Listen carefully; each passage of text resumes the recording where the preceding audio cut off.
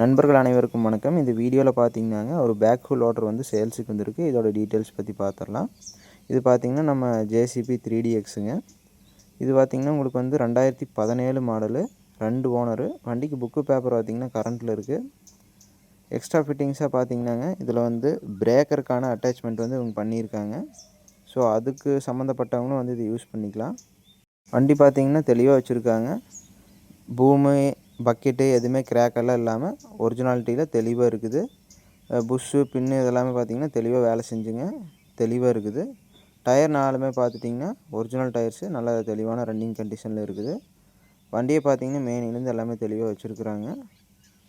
இந்த வண்டிக்கு ரேட்டுன்னு பார்த்துட்டிங்கன்னாங்க 19,50,000 சொல்லியிருக்காங்க.